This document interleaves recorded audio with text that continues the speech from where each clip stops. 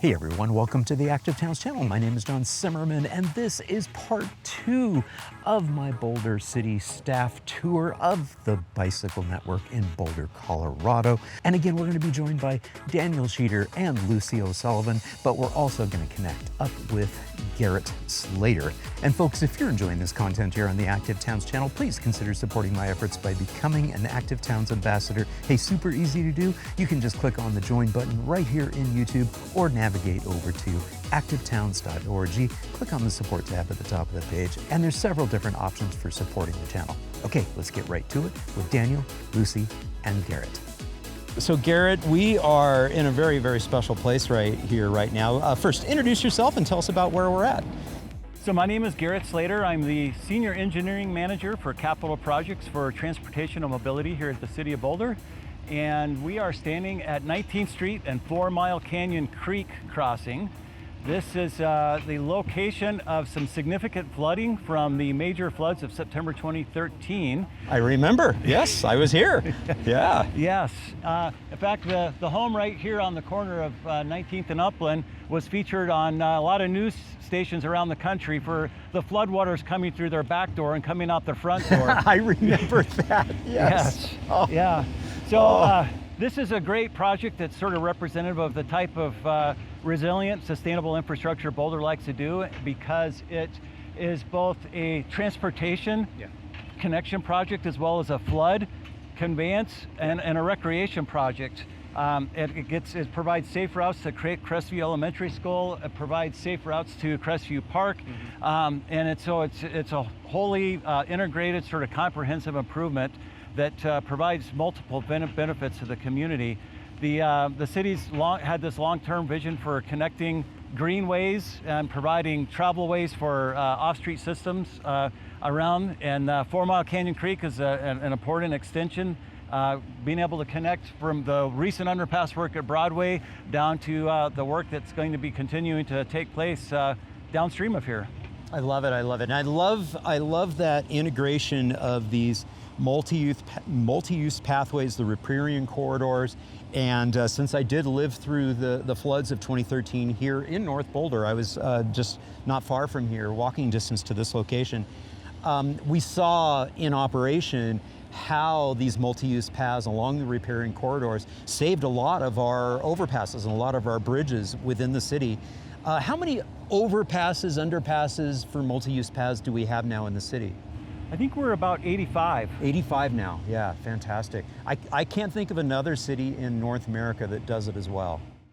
Yeah, we're fortunate here that back in the 70s, there were some visionaries that said, you know what, with all the creeks and the waterways that are traversing the city, we could actually make this a multi-purpose feature. Right. And it's great that here we are 50 years later still building it out. Yeah, still building them out and being creative too. Later today we're going to see an underpass along with a protected bike lane up on the 30th Street and Colorado Avenue.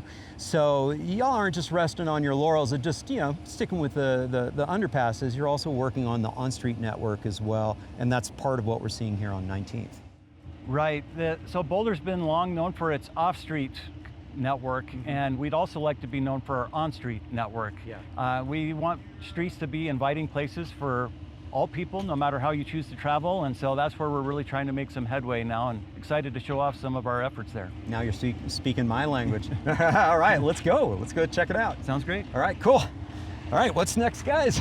Yeah, so we'll head south here and kind of zigzag through a little bit of Boulder County, unincorporated Boulder County, some little islands there to connect up with 4 Mile Canyon Creek. Okay. and head out. We're gonna do briefly head out to the landing point of the Diagonal Bikeway. Fabulous, okay. If that sounds good to you, John. Sounds good to me. We'll cover some ground here, maybe we'll go a little faster. Yeah. As we cruise along the Greenway. Yeah. And that'll be our next stop, and I can narrate a few things along the way. Okay, sounds good. Yeah. Yeah, so Norwood was sort of both a city and a citizen-driven project in the early 2000s. You know, it has that feel, you know? Yes. Yeah. The residents wanted to implement traffic calming because Norwood was being used as a cut-through. Right. and it was an older county road. Like a lot of North Boulder, it was annexed into the city incrementally over time. Yeah, yeah. And so it lacked drainage features, and it was being used as a cut through. And so the city worked with the neighborhood to create a local improvement district where both city and residents participated in the funding for the improvements. Yeah. And it has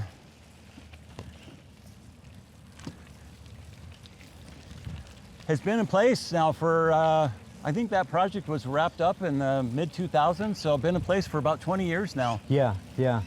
And you can really tell, you know, the greenery, the trees have really matured to this point, and you just, when you ride on it or when you're walking on that, the drivers are going so slowly, you can just see how design makes all the impact in the world there. Right. And one of the aspects that was really important to the residents along Norwood is a lot of North Boulder folks have lived here a long time, and they sort of pride themselves on the more sort of rural characteristic. Even though it's an urbanized area, they like that rural sort of feel. Absolutely. And so instead of implementing curbs and gutters and storm sewers, they asked for green swales and rain gardens to be built, which they could then turn into sort of landscape amenities. And it has that really nice feature to it as you travel along it.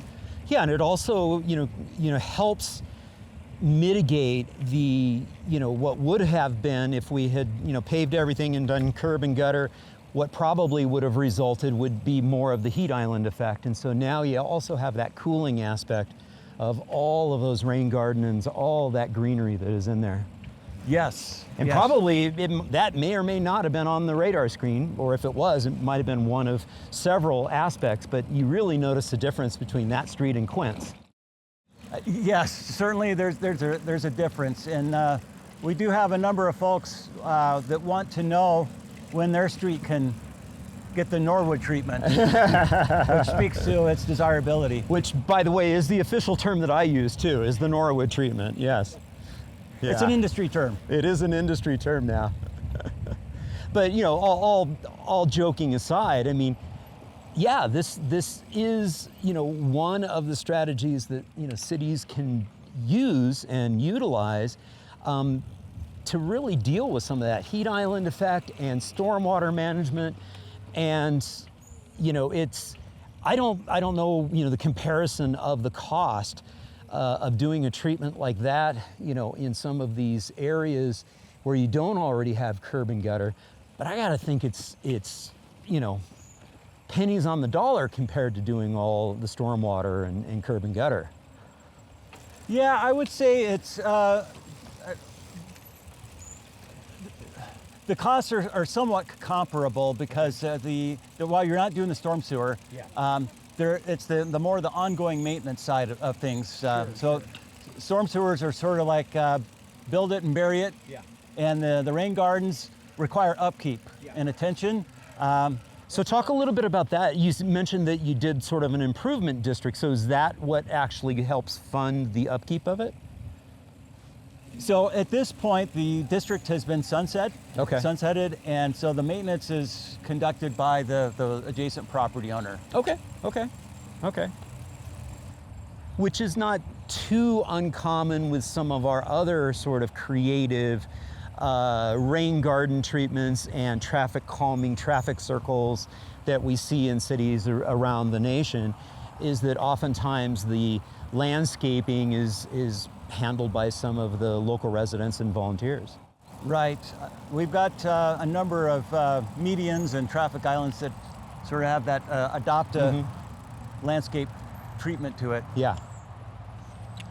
Looks like we had a big cottonwood tree come down here. Yeah. It was just like yesterday or the day before. Oh wow, is that recent? Yeah. Wow. Yeah. Okay, so where are we at now? Yeah, so we're at, we turned onto 4 Mile Canyon Creek there, and we're heading downstream to eastbound right now. And we're here at 28th Street or US 36. And this is a point where in the past 5 years, we've extended a multi-use path or a side path on the west side of 28th Street from Iris up here to where we're standing now at 4 Mile Canyon Creek. And there was now it's a few years old, but a bike and pedestrian bridge alongside the vehicle lanes there. Fantastic. And this site, this landing point here is the point where we're going to extend this path through some grant funds through the TAP, Transportation Alternatives Program, to extend the path up to J Road, which is a major bike connection there, east-west as well. And so that'll continue on the west side here. From that point, the county is actually studying a regional bikeway to connect Boulder to Lyons, called the North Foothills Bikeway. So that's the first of the regional bikeways we wanted to highlight today too. Yeah. They completed a feasibility study earlier this year and are advancing to preliminary design now. And that would really provide continuity on the US 36 Bikeway from Northwest Denver, over the next many years here, maybe all the way up to Lyons. So really exciting bikeway project for the region. Yeah. That's a few years out, but making progress. So. Yeah, and that really brings back the point of connecting communities, of being able to have an active mobility, connective tissue, connectivity to these other cities, other villages. We see this in the all over Europe, where you're able to ride from city to city, village to village. Distances may be a little bit more than say between villages in the Netherlands, but at the same time, it's nice to have that, and then there could be the additional economic benefit of tourist dollars, of people going, yeah, just like they ride the Vale pathways and trails, they may want to do that here too. So, and this has a real safety benefit too for the North Foothills Bikeway. I mean, the segment of to US say 36. Nothing of safety. Yeah. The Exactly. US 36 north of town is one of the highest traveled CDOT, Colorado Department of Transportation corridors by bikes in the state. Also has some of the highest crash rates involving bikes, vehicle and bike crashes. So really important safety project, as well as the connectivity between our Front Range communities. So, yeah. Great. All right. Cool. So we're continuing to roll. Yeah, continue downstream here, and we'll ride all the way out to the Diagonal Highway. Cool. And look at where the Diagonal Bikeway is going to land there.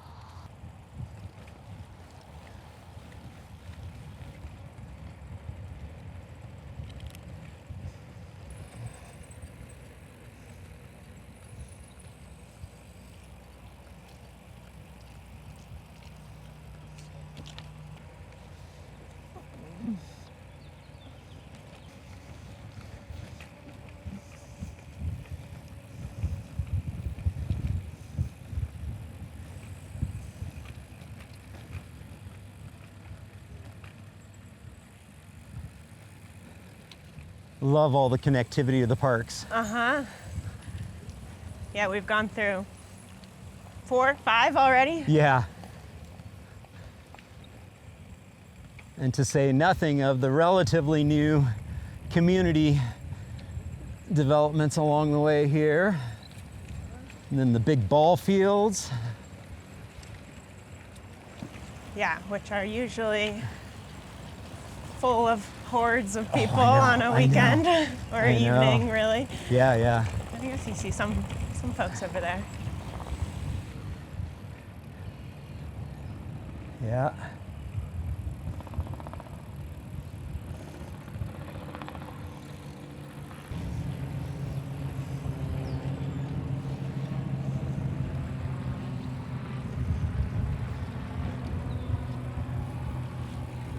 Couple of the youth soccer leagues.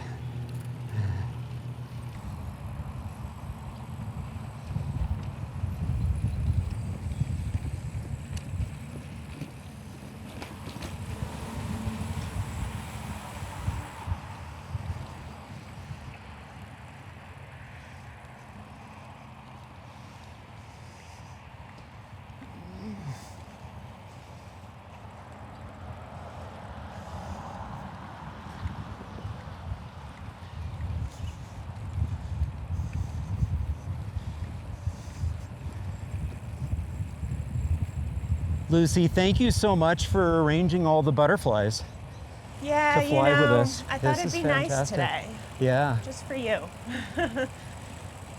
such a nice touch. Butterflies and wildflowers. Some good flowers out. Yeah.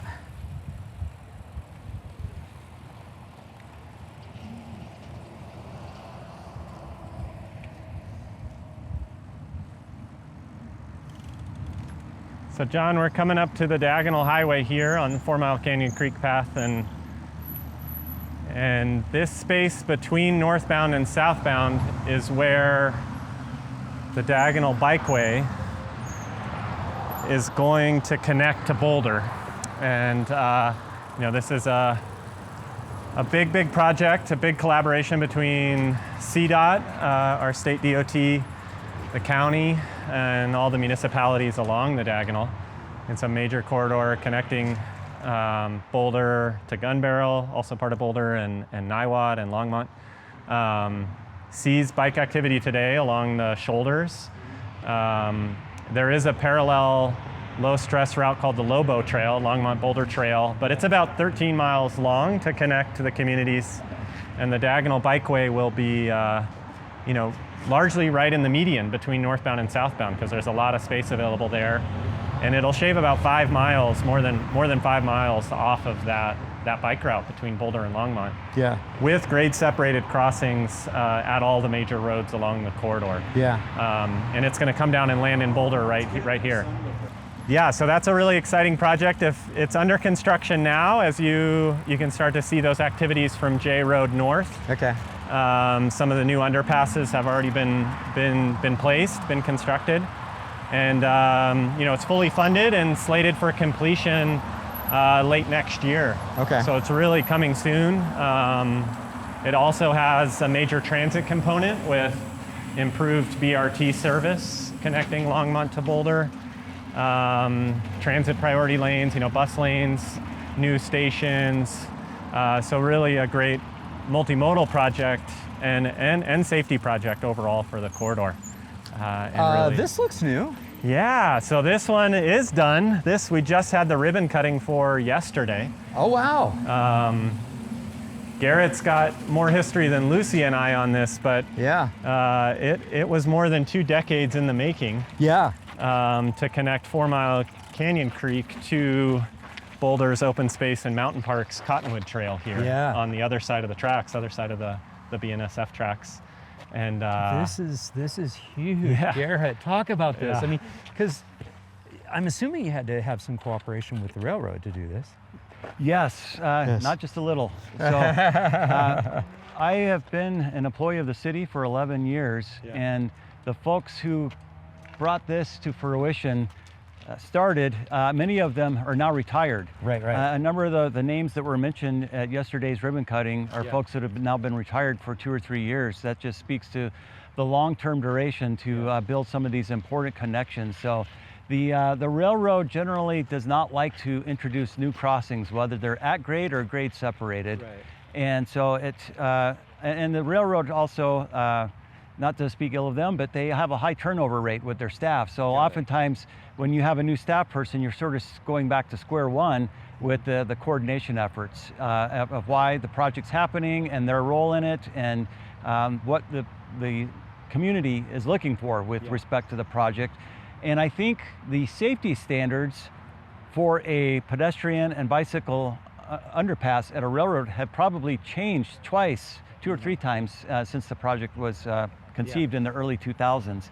And now... just to keep things interesting. Yes. So the design had to evolve to accommodate those changing standards. For example, these corrugated metal roofs are now a safety feature, so that as trains are rumbling by, the rock ballast doesn't vibrate down and hit people in the head. And so those are not present at some of the older railroad crossings that are now implemented. So yes, constructing a new bridge, the railroad typically does things on their timeline, not the timeline we would like. So to see this milestone accomplished is really, really great. And so many people from the county and the city, and putting together lots of energy to bring this to fruition. Yeah, that's fantastic. And we're sitting here at this intersection of 4 Mile Canyon Creek Path and the Cottonwood Trail. Is this portion of the Cottonwood Trail part of the Lobo? It is. It is part of the Lobo Trail. Yeah, fantastic. Yeah, and the Longmont to Boulder Trail, which passes through Niwot, which is where I used to live. I had a home in Niwot up until 2015. So, yeah, it was bringing back good memories. yes. Yeah, and now a lot of folks used to use the unsafe, unwarranted at grade. They would try to walk over the tracks, Right. and that's undesirable, of course. So it's so much safer to have this, and it's only been open for a few weeks, and it's so great to see it being used by so many people. And so this will also be part of the connectivity to this future 119 pathway that'll lead into Niwot and then on into Longmont. Yes, for folks that are living and traveling east of here and want to go to points west, they'll be able to use this underpass to connect to the new 119 Bikeway, because it'll come right through the center here, and it's a super important connection, and the timing couldn't be better with the Bikeway being constructed right now along 119. Fantastic. What's the projected completion date for that project? I know it's probably not your project, but you must know approximately when that'll be done. 2027. 2027, fantastic. That's great. Yeah, it's a big undertaking for sure. Yes. That's great. Yeah, fantastic. This is great. And again, behind Lucy, we have more butterflies.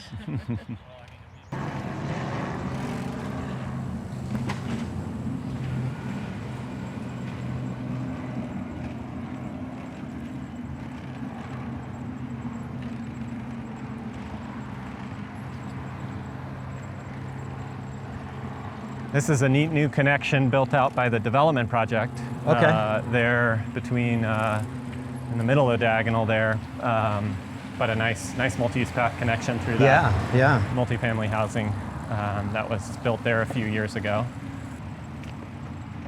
And that diagonal bikeway will continue actually right along southbound diagonal under 47th.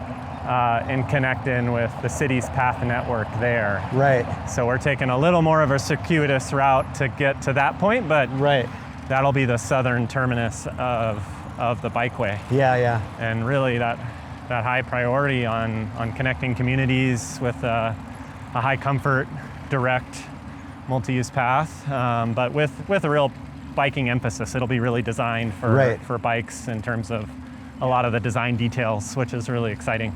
Yeah. And you'll have to compare that to some of the inner city Dutch cycle superhighways. In maybe early 2027. Yeah. Yeah. So we're passing through the Pleasant View Fields complex here, which is a big regional soccer field complex. So this is packed to the gills on the weekends and evenings.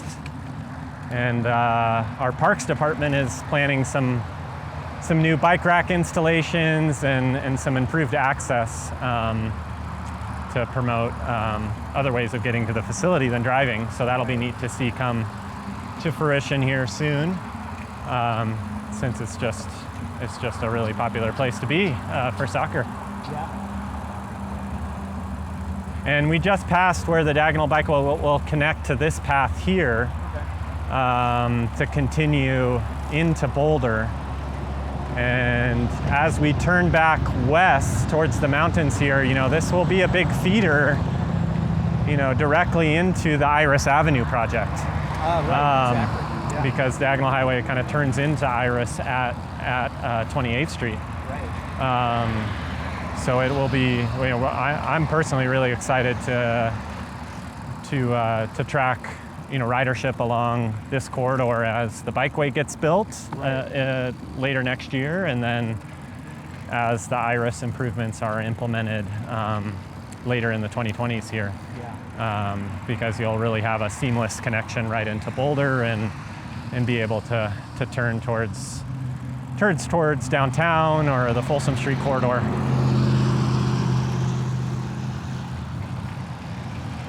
And before long, we're going to be here at 30th Street again, and talking about you know, that whole project and yeah, that's following a very similar timeline to Folsom Street. So again, one of our major CAN projects, and it just has just wrapping up about a year-long alternatives evaluation with comprehensive engagement, and we actually had a unanimous approval from our Transportation Advisory Board on the recommended design on Monday night, and we'll be at council sharing that recommendation with them and seeking approval tomorrow night on Thursday. Yeah. So, and then Folsom will follow later in July and early August, kind of with a similar milestone. So it's really exciting for our team. I've working on both of those projects with our multimodal planning team, and one of the great things about working in Boulder is you know, it is a smaller city from where I came from. I used to work in San Francisco and then for a year in Denver. And the scale is a little bit smaller, but we've just got a great department. A lot of collaboration between, you know, our planners, our engineers, our operations division, our maintenance staff, and we're kind of at a point where, you know, we really are clicking, I think, in delivering improvements and doing the design work, right, that we need to do to get to lead into construction. Right. So this is a little tight through here along diagonal, but we are up at sidewalk level here.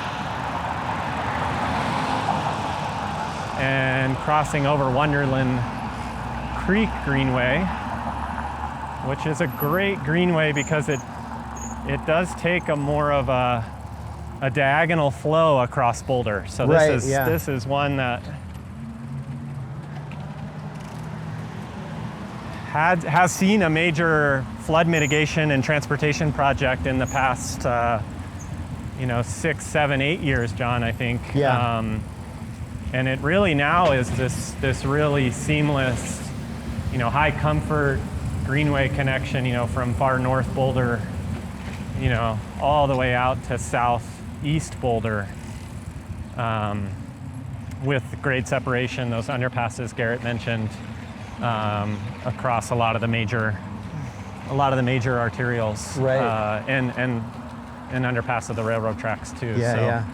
It's really fantastic, and now coming up on the end of the northern end of 30th Street here, and this is the northern project limits for the 30th Street multimodal improvements project.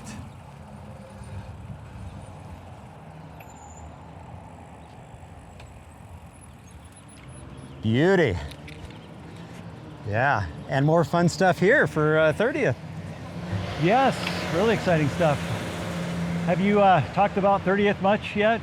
I just was sharing that it's been following a similar process as Folsom, and just had a big milestone on Monday night with unanimous approval by TAB of the recommended design, and a council date tomorrow night to consider approval of the alternatives evaluation for the project. So, but I didn't talk much about the character of the street or the recommendation at all yet. The recommended design, Gerrit, if you want to speak to that a little bit. Right. So 30th Street is a pretty important north-south corridor. There are not a lot of streets that provide a lot of continuity from the south side to the north side, and so 30th Street provides that function. And it's adjacent to a variety of land uses, both residential, commercial, and even some light industrial. And it is a typical sort of American Strode type arterial feel. And I'm glad you said it. I was going to say Strode, yeah.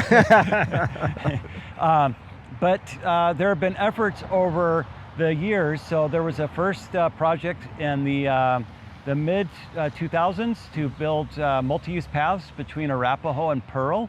And then with the 30th and Colorado corridor studies that was wrapped up in 2017, 2018, we've implemented south of Arapahoe some new bike lane treatments, provided protected and separated bike lanes there. And so we identified this as a priority corridor that we would like to implement some on-street improvements and safety features to make it more inviting for folks to cycle along. It's one where we hear a lot of feedback from the community that they don't feel safe using the standard bicycle lanes along 30th. A lot of people don't feel safe crossing 30th. And so this is a project to take measures to make it safer and more inviting for people to use.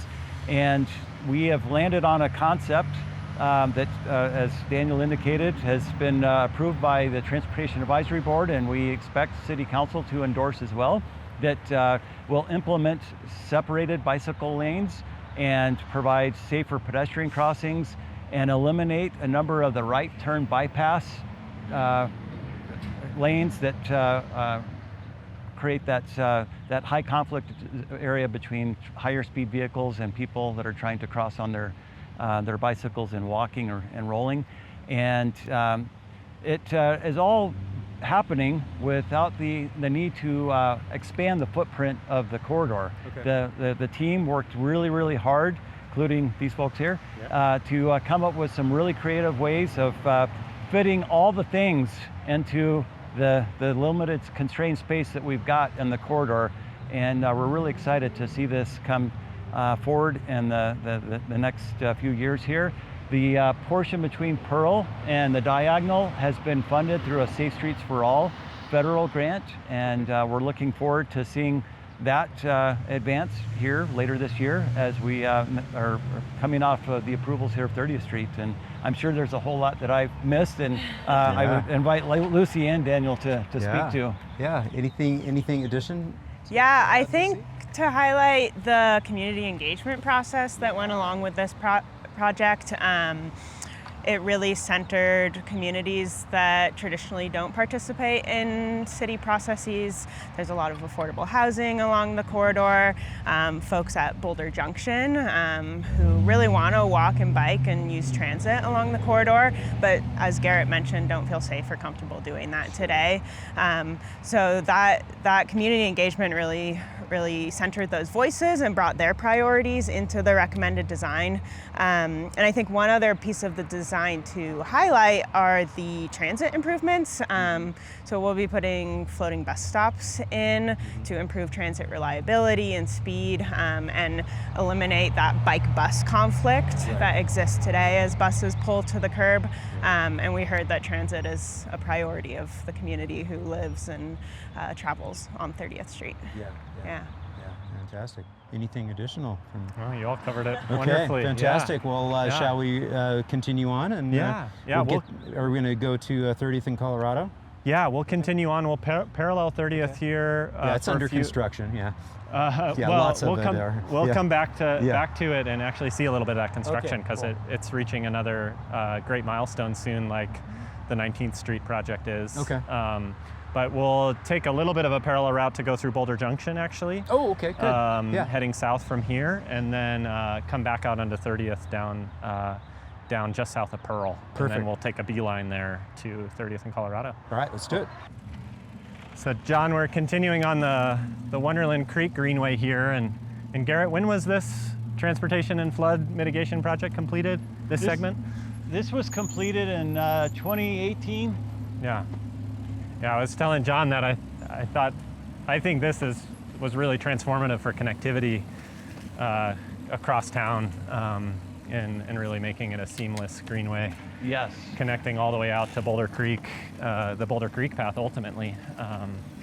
So I love this. I love this greenway myself. And another great example of multi-purpose, resilient infrastructure. This was a project that was actually delivered not by the Transportation Department, but by the Utilities and Greenway Department in response to the 2013 flood. Right. So the Utilities Department put together a large package of funding to build this flood mitigation project, because that 2013 flood caused so much damage to adjacent residences. Right. And this really improved the flood conveyance of Wonderland Creek, and at the same time we got this really fantastic transportation connection integrated into the project as well. Yeah, this really is a fantastic connectivity point here.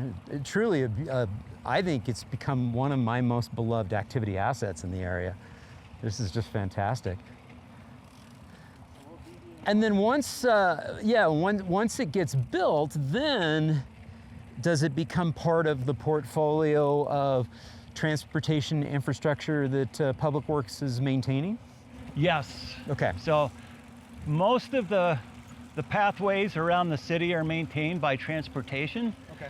Some of the paths are maintained by the Parks Department, and there are the soft surface trails are maintained by the Open Space and Mountain Parks Department. Okay. Which adds to the public confusion because they're just like, oh, it's all the city. Yes. It's all one entity, right? Right. Hard to help folks understand those nuances. Yeah. Most of them really don't care. They just Exactly. They don't. they just know there's a trail, and sometimes it doesn't work for them the way they want it to. Exactly. Yeah, I just love all this interconnectivity, all the parks too. It's fantastic.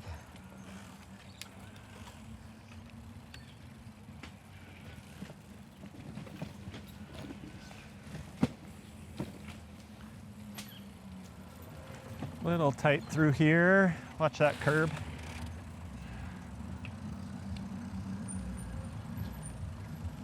Good spot for a curb ramp, maybe. Yeah. Gerrit? Make a mental note. Yeah. So yes, we have 80 some miles of multi-use path that we take care of with everything from routine mowing and pothole patching and so forth to full replacement of pedestrian bridges. We have line items in our budgets to be able to take care of the multi-use path system. Oh, fantastic. And yeah. so each year we're trying to take care of the bridges and the pavement condition so that folks still can use it. It's a big asset that we have to take care of, and so we need to make sure we're putting resources towards taking care of it. Yeah. Well, and I remember when living here that the multi-use paths were oftentimes addressed very, very quickly after a snowstorm because I was able to get to a lot of my meaningful destinations quite easily without having to get in the car. Yeah, that's our maintenance team. Has a prioritized snow and ice response based on the depth of snow that falls from each snowstorm. Yeah. And obviously the bigger storms require a bigger effort, but they usually are out there tackling the off-street infrastructure just as they're concurrently taking care of the snow plowing on the streets as well. Yeah. Yeah, Lucy and I were part of a project to update those practices over the past few years, and while we do have a constrained budget and aren't able to clear, every bike facility in the entire system after a storm, we have prioritized a lot of those crosstown routes, not just off-street, John, like you mentioned, which does see 100% clearance of snow after storms, but also an expansion of clearing on-street facilities, Right. both protected bike lanes and some of our neighborhood green streets or shared lane facilities too, if they're key for connectivity. So. Yeah. So, We're rolling into something quite different, folks. What's this? Yeah, this is the northern end of Boulder Junction, the Boulder Junction neighborhood. Yeah. We're actually rolling right up here on Cassiopeia, which is a great woman-owned coffee shop here and bike shop. If anyone needs a waffle pick-me-up, we could stop here for a second. But yeah, this is probably a 10-plus decade redevelopment of this area into a mix of residential and office uses with commercial opportunities as well, like Cassiopeia, neighborhood market here, and other smaller businesses interspersed throughout. Yeah. It's right along the railroad tracks here, which is slated to receive passenger rail maybe as soon as 2029. Right. Through Front Range Passenger Rail, connecting initially Fort Collins to Denver via Longmont and Boulder. Mm-hmm. And we're on a short segment of shared street here that was built with the project. This is one way for vehicular traffic. Right. But a flush condition here for that vehicle lane and then the adjacent pedestrian paths of travel, and really a great feeling, I think, here. Yeah. With these adjacent buildings that have been built. So, yeah. And you can see people hanging out just outside of Cassiopeia. This is a really, really great little street here. Like you said, it's a shared street situation. It's a curbless design. Yep. This has got to be, one of the, I think, best examples of trying to transform what could have just been another typical auto sewer type design, and build a street that really kind of communicates based on its design. It's a street for people. Yeah. Yes, motor vehicles are allowed; they can come in, but the design just speaks loudly to the fact that this is not a place where, as a driver, you'd feel comfortable driving fast. No. If anything, you feel comfortable or uncomfortable, driving quickly at all, and therefore you move at a slow pace. So again, reinforcing with the design. Yeah, Brilliant. I think all the streets actually, the new streets built with with this phased project, demonstrate those characteristics. They're not just this shared street segment, but even kind of the more those, major connector. There's bulb they're outs, very narrow. bulb outs at intersections, short pedestrian crossings. Now, Lucy, low you had speeds. mentioned, in the engagement process for 30th Street, the fact that the people who are living here very much wanted to engage with this. You just mentioned that, the transit connection to it. I know the whole transit situation here got a little stalled out with the pandemic and all that, but it looks like it'll hopefully resurrect itself to really bring this, because this was envisioned as a transit-oriented development, a TOD, and so hopefully that will sort of get some life back in it. Yeah, while maybe rail service is on the horizon, what's exciting this year is reopening the transit center and bringing back direct bus service to downtown Denver from Boulder Junction, as well as direct service to the airport from the transit center. We'll pass by in a few minutes. So that was closed during the pandemic and is just coming back early this fall with RTD service. So that's something that's real happening this year, and then ultimately hopefully we can connect rail service to the neighborhood as well in a few years. Any learnings from an engineering perspective and from a capital perspective of having this kind of in your back pocket as a portfolio of stuff that you can point to and say, yeah, we did that, we can do it again?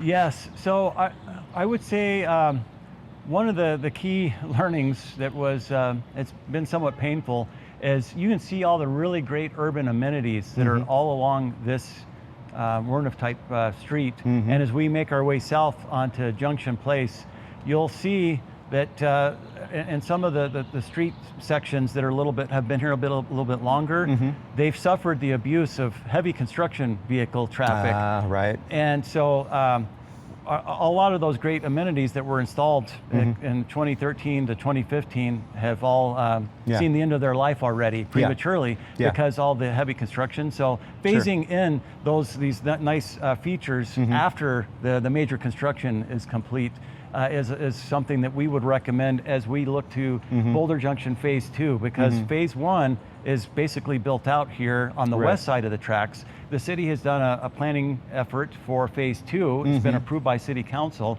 The rate of change for Phase 2 is expected to go a little bit slower because the city actually acquired some of the land here in Phase 1 to sort of ignite and sort of get the redevelopment activity flowing.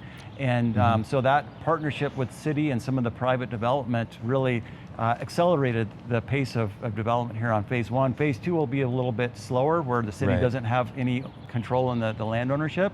But we've seen from Phase 1 what can happen with Phase 2, and as we look to integrate some of these types of treatments in Phase 2, we'll take some of those lessons on.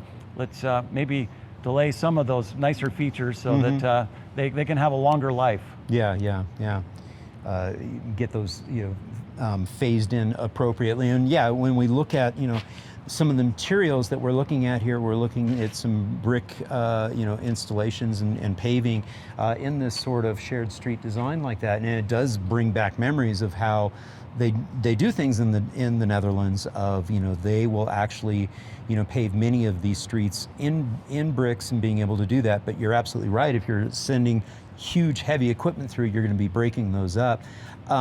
Which brings up the question, are you all flexing your muscles in terms of being able to work on the skill set to be able to we need to get to that utility that's underneath there.